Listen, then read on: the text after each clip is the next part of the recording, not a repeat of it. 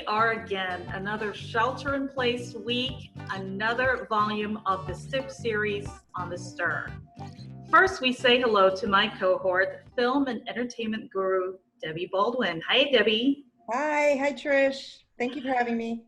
So this week, Deb and I are reliving our teenage years as if, and with the top movies about the 80s, like totally, Deb. Look, I've got my fingerless gloves. Nice. In neon, just to get us in the spirit of things. But You're making me think of like 4 films that I left off the list just looking at fingerless gloves. No. That's why we need to get going and we need to get to your list. These are Debbie Baldwin's top films from the 80s. And because this is Debbie's list, we are going again with a top 11. We're giving her an extra one again. And Deb, as I'm looking at these titles, Murray, Murphy, Cruz, Ford, Close, Cusack, these were the names that defined the 80s movies for us. No question. I mean, Kevin Bacon, it's just like killing me that I don't have Footloose on the list. It's the greatest decade of filmmaking, in our lifetime, certainly. And if anyone was tasked to choose 10, there would be a lot of great, iconic films falling by the wayside.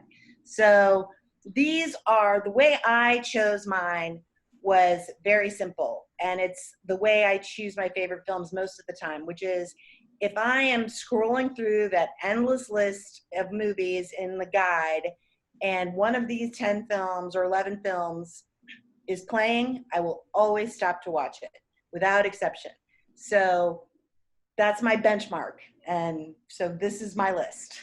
Great. Sounds good to me. And, we went back and forth because, again, this is Debbie. So I got a list of like 60 films at the onset of this discussion. And we had to whittle it down just so we have enough time to really talk about each of the films and why they were so great to begin with. And as Debbie Baldwin says, this is probably the best decade in film. And I got you saying no exceptions when you text me. So Debbie's gonna set out to prove it. I'm looking at the films. They span genres, they span plot lines, everything. So our very first movie, and there was really no easy way to present these films in terms of good, better, best. So being trying to get organized here, I'm just going to present them, Debbie, chronologically. And so to start off the decade, we have a film from 1980, Caddyshack. Caddyshack, is arguably the funniest film ever made. You get this cast assembled of Bill Murray, Rodney Dangerfield, Chevy Chase, Ted Knight. By Harold Ramis. Every scene in that, and he's responsible for so many incredible scripts. I was reading that, and we'll get to this film later, but Bill Murray insisted that Harold Ramis play his best friend in the movie Stripes because his dialogue, Harold Ramis has such a gift for writing comedy that he wanted Ramis on set so he could help him with the lines. Work off of him with the improv and everything. Everything. And if just the mere mention of Caddyshack immediately brings to mind, you're either thinking of, Rodney Dangerfield insulting, Ted Knight with his, hey, you get a free bowl of soup with a hat like that, or Bill Murray doing his crazy groundskeeper killing the gopher. And, interestingly enough, the actor who it might surprise you to know has really flourished has a career in acting now is Michael O'Keefe, who played Danny, the young golfer and ostensibly the star of the movie, is in the past several years has had recurring roles as a character actor in big hit shows like The Masters of Sex and Sneaky Pete, and is working all the time. So it's, just kind of funny to see these guys, they make a name for themselves with an iconic film like that. And, it's just great to see that they're continuing to work. And you see all those names and, Chevy Chase and Dangerfield and Bill Murray, just the titans of comedy.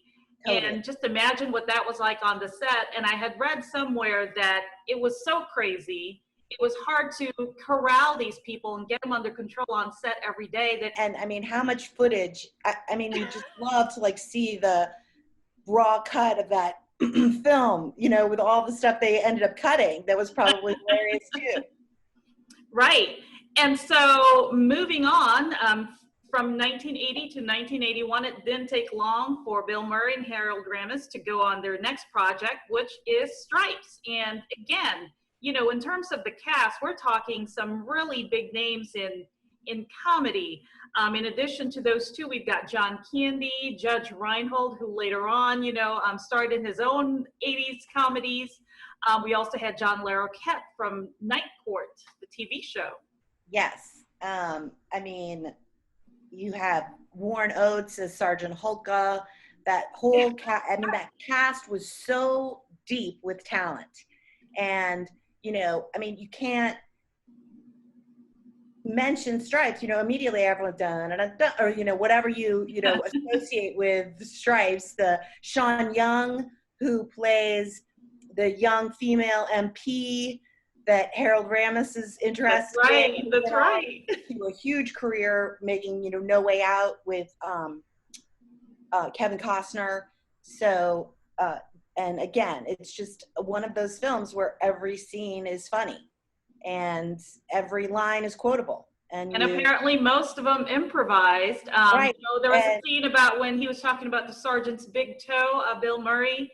He had made it all up. Is improvised, and a lot of the edgier stuff, I think the R-rated stuff was improvised. But and again, you let these guys loose and there's just no end to the funny. It's great. Okay, so film number 3, we've got a switch in terms of the genre here with Raiders of the Lost Ark, also from 1981. Raiders of the Lost Ark is, one of the greatest movies ever made, in my opinion. Harrison Ford and... I can't help but hear the theme behind you as you're talking about that. Oh my God, totally. And I think I might have been actually humming that theme when I was thinking of Stripes. It's sort of similar, that kind of dun-dun-dun-dun. Right, exactly. Karen Allen and Harrison Ford, obviously. Karen Allen has had a very established career at that time. She started Animal House, but Raiders of the Lost Ark, Harrison Ford, there's not a minute of that movie that's not absolutely 100% entertaining. Everyone remembers that sort of famous scene where Harrison Ford is fighting the villain. The villain whips out those two giant samurai swords. Exactly. And Harrison Ford just pulls out his gun and shoots the guy. And, it turns out that scene actually, it wasn't improv, but Harrison Ford had been sick on set that day. And so he wasn't up for doing the big choreographed fight that they had planned for that scene. Well, weren't we all lucky that worked out? I know, and it turned out just to be a brilliant little... So I knew that it was directed by Steven Spielberg, but until recently I didn't know that the story was actually concocted by George Lucas and Philip Kaufman. This was George Lucas's script. And and I've read somewhere that there's some little Star Wars reference within the film, like there's little embedded kind of, real diehard addicted fans can find little mentions or written indications of C-3PO and R2-D2 and stuff like that as just kind of fun for them to do. But in and of itself, Raiders of the Lost Ark is just an extremely well-crafted, well-acted, never takes itself too seriously, Really fun to watch. Fun and a great family film too. Yes. All right. So this one's probably not a recommended family film, but we've got from 1983, we've got Risky Business. Risky Business. Also the movie that made Ray-Ban Wayfarers the sunglasses of choice. Right. And this is considered Tom Cruise's breakout role, right? Absolutely. And he, fought for the role, and I think he was up against some established talent, including John Cusack for that role, but he landed it. The cast, again, is deep with talent. Joe Pantoliano plays the bad guy, and Rebecca De Mornay as the prostitute. Yeah. And, that is just, the underwear sliding, the scene where he slides into the shot in his shirt and underwear and the Ray-Bans is probably the most visually recognizable scene in any film ever made. I mean, honestly, nothing comes to mind when I think of if they showed you a 3-second shot of a film and could you name the film? Exactly. I mean, even just the song when it comes on XM or comes on the radio, just the first few notes of that song, you immediately picture Tom Cruise in the underwear sliding across. Oh, completely. And it's funny because you said, that film's not a family film. And as, growing up in that era, you sort of think of, oh, it's Risky Business. It's the greatest film. Tom Cruise slides in his underwear. I'm going to show it to my kids. And then you realize he's turning his house into a brothel. Like he's a pimp. And, the also iconic scene in that film is the sex scene on the train, on the L in Chicago. So, it's a great film, but it is not, not recommended for young kids. All right, so moving right along, we have our number 5 film, and it is Trading Places. I know of this film, Deb, but I have never seen it. But we've got Eddie Murphy, Dan Aykroyd, Jamie Lee Curtis. Some big names in that movie. I'm going to have to ask you to pause the podcast, go watch the film, and then I know. Honestly, Trading Places is absolutely just hilarious, and it's so smart and so clever and well acted, and you've got this incredible cast.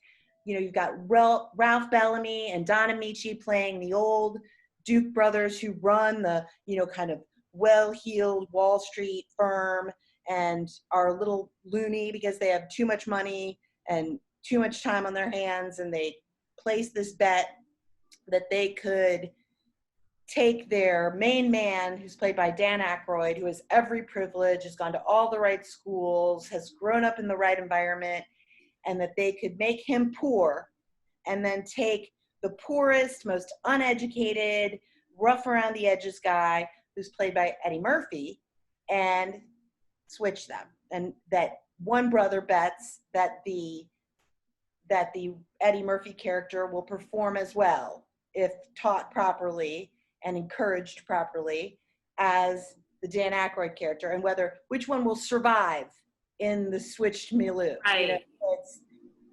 And everything about it is hilarious. I mean, Eddie Murphy in that, gorgeous Philadelphia brownstone, and with his butler, and then Dan Aykroyd, who stumbles upon Jamie Lee Curtis, who's a prostitute again, and she kind of takes him in and helps him out, and it's their little romance. And then the two men, Eddie Murphy and Dan Aykroyd, conspire once they realize they've been made guinea pigs to take down the brothers and win the day. And so it's an incredibly tight, smart movie where every scene in it is funny. So I couldn't ask for anything more. I was going to say, it definitely has elements of a plot line that I would love, and I just cannot believe I just have never seen that movie, but don't worry, we, the Muyco-Tobin household will definitely be on that. Okay, good. So we go from 1983 to a year later, 1984, and we've got Ghostbusters. Again, those big names of comedy, back again with Bill Murray, Dan Aykroyd, Harold Ramis, who also apparently only intended to write the script, but later on figured out he would be the best in the role of, what was his name? Was he Egon? Yes. Their names are all so weird. Spengler.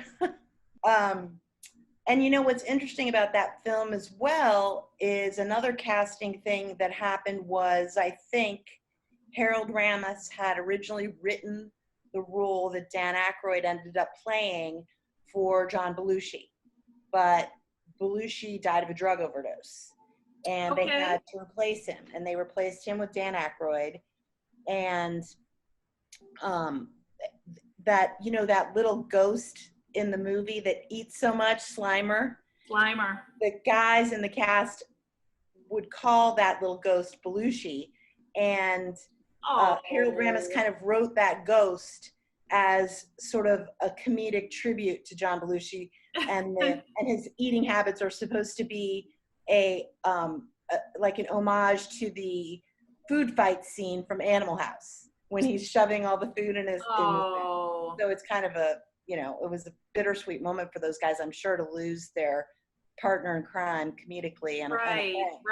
But the comedy in the film. Slimer definitely had a presence throughout the film. Yeah. And Bill Sigourney Weaver, and I mean, it's that cast again is incredible.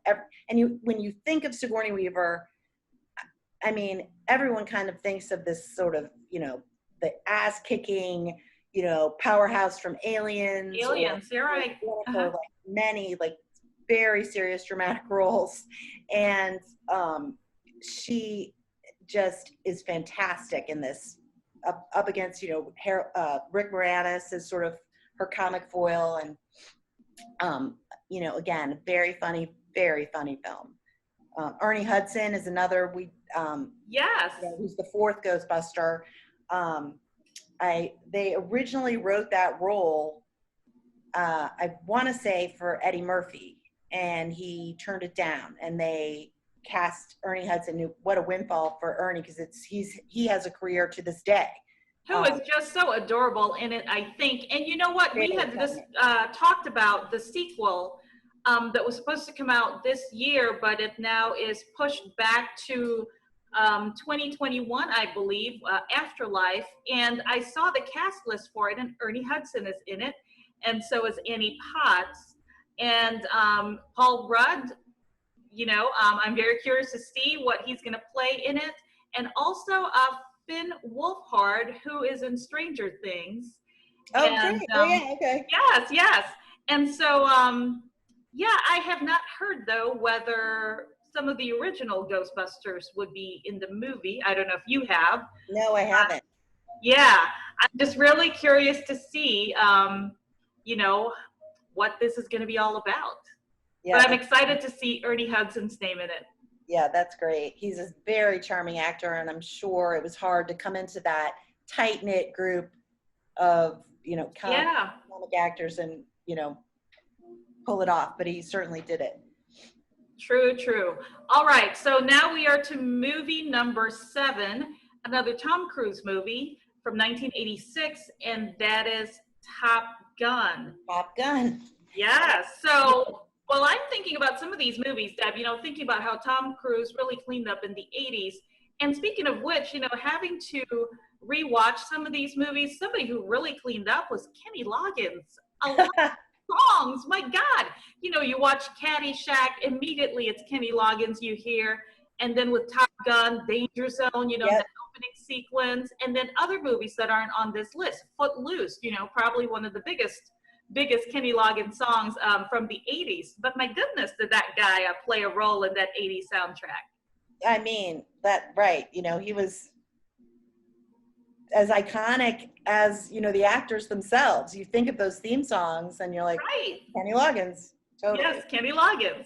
So, but anyway, Top Gun, another one in talking about sequels. This one too is being pushed back. But from the original one, Tom Cruise, Val Kilmer, Anthony Edwards from ER, Tim Robbins, who, you know, if you blink, you miss him, but he was Merlin. Tom Skerritt, Meg Ryan. I mean, Yes. it's on and on. And, you know, what Risky Business did for Wayfarers, Top Gun did for aviators. I mean, Ray-Ban really There you go. in the 80s.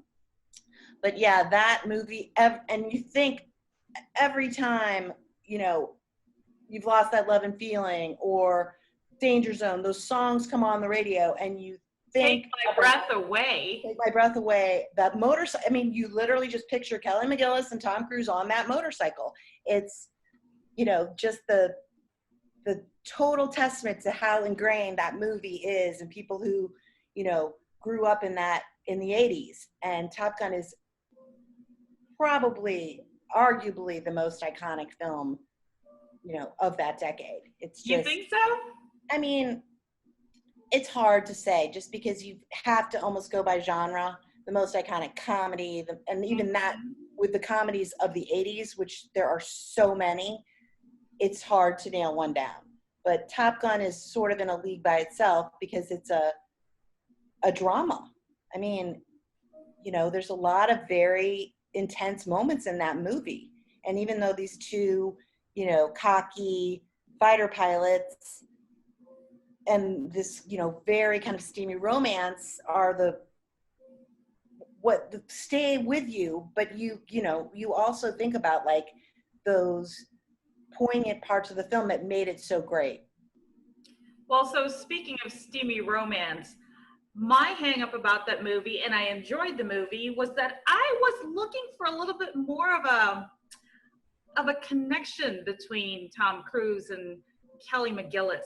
And yes, you know, like you said, those images with them from that movie are just ingrained in your consciousness when you think of 80s movies, when you think of Top Gun. But they didn't have the chemistry that maybe like, you know, Tom Cruise had with perhaps Rebecca De Mornay in Risky Business. That was just me. But then I found something that I thought was interesting, and maybe this is why. So apparently, Tom Cruise, during his scenes with Kelly McGillis, had to wear lifts because Kelly was 5'10" and Tom was 5'7". So every scene they had together, he was wearing lifts. So maybe that satisfies my curiosity about the chemistry between the two. Well, I mean, you're 100% right about that. And, you know, usually I think the fault lies with the two actors together, like their inability to generate that kind of chemistry. Kelly McGillis, just her work as an actor in general, I don't find her a particularly, I don't know how to articulate this. She doesn't come across well with passion in roles I've seen her play. Tom Cruise, that's also a fault of his, in my opinion. You know, there's a lot of actors who, you know, you watch them kiss on screen or you watch them interact with a part, you know, a lover on screen, and you think, oh my God, like, are they together in real life? That's right. So, you know, it just gets you. And this movie, that it is definitely a flaw of this movie. And it's a flaw that Meg Ryan and Anthony Edwards did not have. Those two had great chemistry. They had it, indeed. You know, it was, I don't think the film suffers. I don't think so either, because, you know, it has everything else that kept you occupied and entertained that, no, it doesn't. But, you know, another form of chemistry is the one between Val Kilmer and Tom Cruise, Iceman and Maverick. So apparently, you know, that coldness between the two wasn't fabricated and it wasn't good acting. Those two really, truly stayed away from each other during filming, and I'm not really sure what the reason is behind it, but apparently the tension between those two was real on and off screen. You know, it's interesting. Val Kilmer was not forced, but he was contractually obligated to play that role by the studio, and he did not want to play it.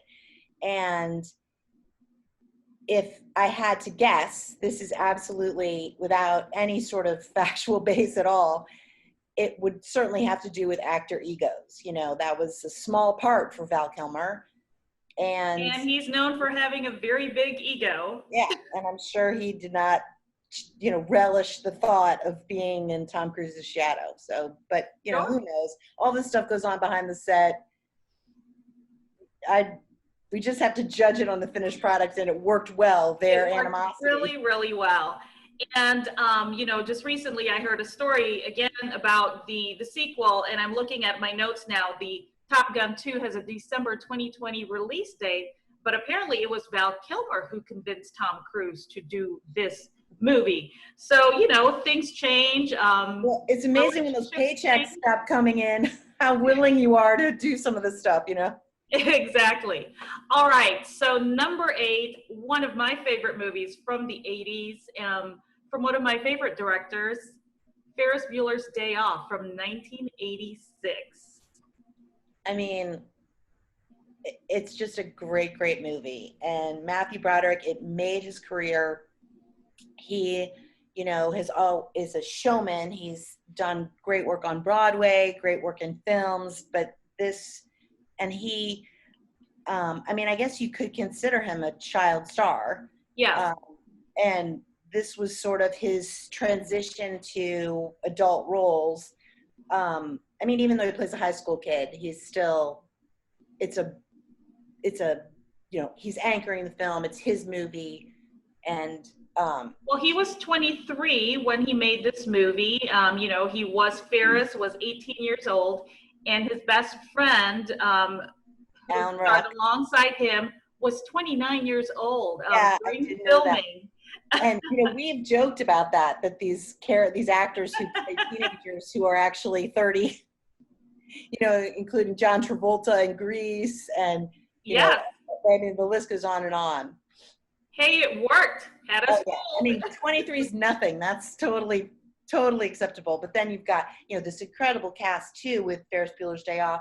Mia Sara, who plays his girlfriend, Jennifer Grey, who plays his sister, Charlie Sheen has a fantastic cameo in that movie where he's been arrested, and Jennifer Grey is in the police station, and they're kind of, you know, and she's like, oh, you know, he's this criminal and he's awful, and she's like, oh, you know, woo. And I mean, that's one of the most charming moments in the film. But, you know, Ferris Bueller taking his day off school and taking advantage of the gorgeous city of Chicago, which is really the other star of that film. I mean, yes, it was John Hughes' love letter to the city of Chicago, and I was going to mention that to you. There's a few movies from the 80s that were set in Chicago, and this one definitely being, you know, iconic, but also Risky Business was set in Chicago as well. But yeah, for this one, you know, speaking of John Hughes, he was the one who was personally involved in set designing Ferris's bedroom that he modeled after his own bedroom from his teenage years. So I thought that was an interesting tidbit. That's great. That's so funny. Yeah. I mean, I always like for years after that film came out, we always joked about the Sausage King of Chicago, you know, when he's trying to get into that restaurant. And I mean, just there's a million lines from that movie. And oh my goodness, yeah. Also, you know, the thing that makes those movies great was really John Hughes' gift. Was he had this way of imbuing his comedies with these very real, poignant moments that these characters feel. And, you know, whether it's Cameron and his issues with his parents, or Jennifer Grey and this sibling, you know, struggle, which is hilarious most of the time, but also has this very real, you know, undertone that anyone who has siblings understands. And so, right. Oh, exactly. To make it just a great movie. So one more thing about Ferris Bueller, though, Rob Lowe, John Cusack, Jim Carrey, Johnny Depp, Tom Cruise, Robert Downey Jr., Michael J. Fox, all of these actors were considered for the role of Ferris. And I just cannot see this without Matthew Broderick. Isn't it funny? You just cannot imagine it with anyone else playing the part. I mean, Right. it's, yeah. All right. Speaking of cannot imagine anyone else playing the part, our movie number 9 is from 1987, and it is Fatal Attraction with Glenn Close. I cannot think of any other actress to play that part. Oh my gosh. And I will tell you, that part was hard won for her. She was not going to be considered for that role. The director and the casting agent thought she was absolutely wrong for that role. What? And she had to, audition and earn the role. And again, it's like you just can't imagine anyone else playing that part. Interestingly enough, Sharon Stone auditioned for that part. And oh, wow. Get it, but ended up, getting Basic Instinct a few years later, which is another, That's definitely a role that, belonged to Sharon Stone, yes. Yeah. But Fatal Attraction changed the way people thought about infidelity when that movie came out. I mean, it really knocked people on their bums. I mean, you can't even, this nice guy with a nice wife, Ann Archer, who really made a name for herself playing that kind of steadfast wife in the 80s. Yes. Ford steadfast wife. Yeah. Games, she's perfect in the part, the beautiful little child, and he has this indiscretion, and it's awful. And then, whoops, he doesn't get to just say, I did something stupid, I'll never do it again, because now you've got this woman who will not be ignored. I will not be ignored, Dan. I mean, that line, it makes me shudder. You think of all those scenes in that movie, and I know it's still, yeah.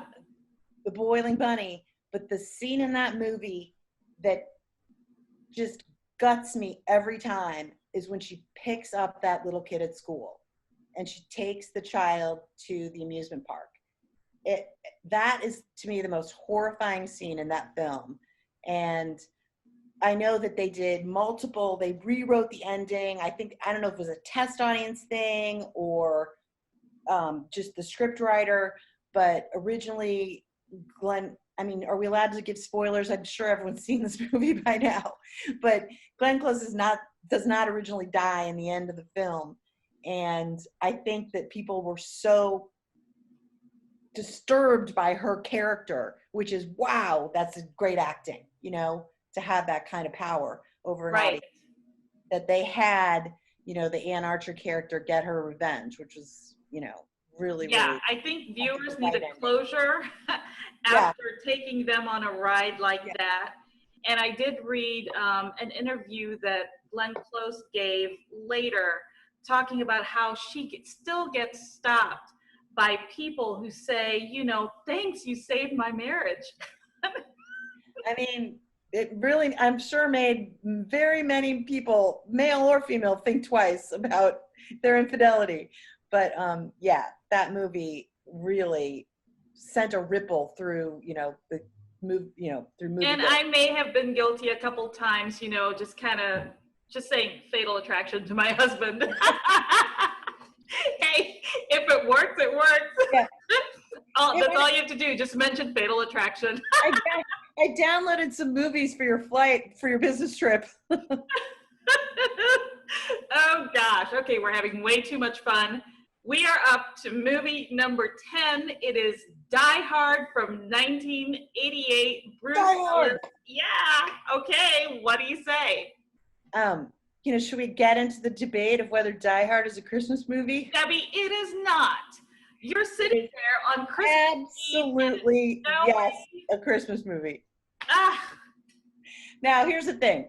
I've always said that you can say that the true testament of whether or not something is a Christmas movie is, could the movie be set at another time of year and still be the same movie? And the answer with Die Hard is yes. So by that standard, no, it is not a Christmas movie. No, it is not. If you ask people how they define a Christmas movie, and they say, Well, it's about being set around Christmas time and being about love and family and goodwill towards men. And yes, Die Hard is a Christmas movie. He saves all those people. He saves his wife. He's got the 2 little children. There's all kinds of Christmas music in it. It would certainly be my favorite movie to watch at Christmas time. Home Alone and Die Hard. Home Alone, I could see. Die Hard, I don't know. Maybe it was the blood that got to me. I don't associate blood with Christmas. Also, you know, speaking of which, the costume department for that film had 17 different versions of John McClane's undershirt in various stages of distress. and you know, who could forget Alan Rickman too? Hans Gruber. And I did not know this. It was his first Hollywood feature film. You know, he had been successful in his native England, but apparently this is his first Hollywood film, and he was 41 years old at the time when he did that. Isn't that great? And you know, he really set himself up. That role is just, I'm an exceptional, and she says, you're nothing but a common thief. And he says, I am an exceptional thief. I mean, he was just perfect in that part. And, you know, you know, that unforgettable scene of him falling out that window of that, you know, Nakatomi Plaza, which was the studio's office building, I think. The 20th Century Fox, building. So, but yeah, John McClane, you know, that made Bruce Willis's career. He was paid an unprecedented amount of money for that film, $5 million at the time, which I don't think any actor had ever commanded. And it was really his first big vehicle after the TV show Moonlighting. And, you know, he delivered. I mean, absolutely. And that film has gone on to make, I think, 4 sequels. I think there's 5 total Die Hard movies. Okay. Yeah. So the franchise is one of the most successful in film, and that one is my favorite of all of them. Oh, you can't beat the original, definitely. And the third one with Jeremy Irons comes a close second, though. Excellent movie. And they're also pretty smart. I mean, all of the crimes that are going on, you know, that's the thing, that you can make a great action film and you can spend hundreds of millions of dollars on the car chase, on the explosions, on the special effects, on, you know, all kinds of tricks. But the bottom line is the screenplay, if it's not intelligent, it's not worth my time. Oh, so, I completely agree. And Die Hard, you know, you sort of forget. You're like, oh, everything's great. Yippee-ki-yay. Then, right. You but know, that's your screenplay. Those are things that endure. Right. And you know, that everything about that crime and what they're doing and how they're doing it is very interesting to follow the whole plot. So yeah, so Die Hard for sure is, you know, one of my favorite films of all time. All right, so that was our 10th movie, but since this is Debbie's list, we've got an 11th movie on the list. And I am so glad we have 11 movies, because this is probably one of my most favorite films of all time. And that is Say Anything from 1989, at the end of the decade. Deb, my gosh, Lloyd Dobler, that character. Lloyd Dobler. Everything about this movie is fantastic. I mean, you have John Cusack and this is a man who, by the time Say Anything rolls around, this guy's been working in Hollywood for a decade. I mean, he's been in 16 Candles. He has been in countless films. Right. And this is his, you know, another one for John Cusack to just own the screen. And the part was tailor-made for him. He's so perfect as this sort of, he's that guy in high school who's a little weird, who doesn't, you know, is a nonconformist, but everybody loves him. and it's, he owns it. He's is who he is. He, as my husband would say, he burns with a pure flame, and Okay. he develops a crush on the brainiac girl in the class, Played by Ione Skye. And his friends are like, oh, she's so out of your league, but then they're like, maybe she's not, because he's just the greatest guy. And it's his pursuit of her romantically, and their relationship, and the sort of upheaval that happens in both of their lives separately, and how they weather it. And of course, the most famous scene from the movie is John Cusack standing outside of her window after she's broken up with him, holding the boombox over his head. With a trench coat, which will, once you progress to the later John Cusack films, you'll see that he was really big on that trench coat. Yeah. His signature trench coat. Yes. But yeah, so Say Anything is top of my list. It's one of my favorite films. I love it. Such an unforgettable film with a lot of heart. And I also love the scenes between Ione Skye and John Mahoney as the father and daughter. Those were just so, at times heartbreaking, but definitely very heartfelt. And you can't help but feel sorry for John Mahoney, the dad.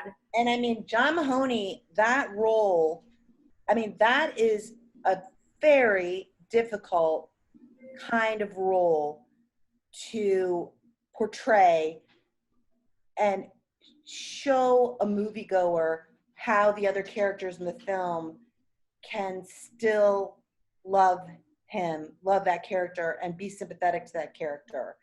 It's an amazingly well done role that he played, and I think it's underrated. He was great. Oh yeah, because you feel for him, you feel everything. You feel for him as the dad, you feel for her as the daughter. So yeah, I just thought that those two, their dynamics on screen were great. And of course, this was written and directed by Cameron Crowe, who would later go on to direct Jerry Maguire, Almost Famous. That really had his fingerprints all over the place with that movie as well. And John Cusack's real life sister, Joan Cusack, who is a star in her own right, plays his sister in the film. Right, which is great, which is always funny to see those two bounce off of each other. I mean, I literally could watch them do almost anything. They're both so talented and so fun to watch. I mean, and so Girl is one of the greatest performances. And there's another movie that should be on the list. Now it's 12. I'm seeing Working Girl in there. So I just want to close out our list by saying that Say Anything, there's this line from the movie that was voted one of the greatest movie lines of all time back in 2007 by Premiere Magazine, which is that famous line where Lloyd Dobler says, "I gave her my heart and she gave me a pen." Gave me a pen. Now, according to my guy friends, the line from that movie that would be considered on that list would be "Dissed in the Malibu." Dissed in the Malibu. She broke up with his car. That works too. All right, so there you have it, guys. Those were Debbie Baldwin's top 11 movies about the 80s, made in the 80s. Well, technically not about the 80s, but top 80s movies, meaning that they had their premiere in the 80s. And that, to be clear, like this list, I narrowed it to films that were representative of that era. So a movie like, Dead Poets Society, which was made in the 80s but set in the 50s. Or, there's a long list of films. Dirty Dancing. Dirty Dancing, yes. Which, don't, for me, really represent the decade, but would still be on my list of great films. Of top movies from the 80s, most definitely. So as an homage to that decade, Deb, you saw the drink that I'm making for you this week. I'm so excited. So in honor of the 80s, in honor of all those movies about teenage angst, and in honor of John Hughes, big director from the 80s, love his films from the 80s. we are calling this drink our Pretty in Pink drink. This is very similar, Deb, to our very first sweet treat, which, as you recall, was the Dalgona coffee. Both whipped concoctions with cold milk, only this Pretty in Pink drink doesn't have coffee. Instead, ready for this ingredient that makes it pink? I'm afraid to ask. I'm afraid to tell you because I'm not one to really endorse anything with ingredients that I can't even pronounce. But this drink is made with strawberry Nesquik. But. No. Don't say anything bad about strawberry Nesquik. Okay. Strawberry Nesquik is awesome. Well, there you go. So you will love this drink. It only has 3 ingredients: milk, whipped cream, and strawberry Nesquik whipping cream. And it is so pretty, as you've seen. So pretty. It was the prettiest drink I could come up with, and you can, jazz it up a little bit to make it a little bit more hot pink. But it is the strawberry Nesquik. Spike it if you wanted to. That does the trick. And what really you're having is just a really fancy strawberry milk, and very easy to make. And of course, we'll have that on our website for you, and you can enjoy it right alongside Debbie and me. So as you can see, we just can't get enough of the awesomeness that was the 80s. So don't be surprised if this topic comes up again. And Debbie Baldwin, thank you for being totally cool. And thank you to everyone for joining us on another excellent adventure on The Stir. See you next time.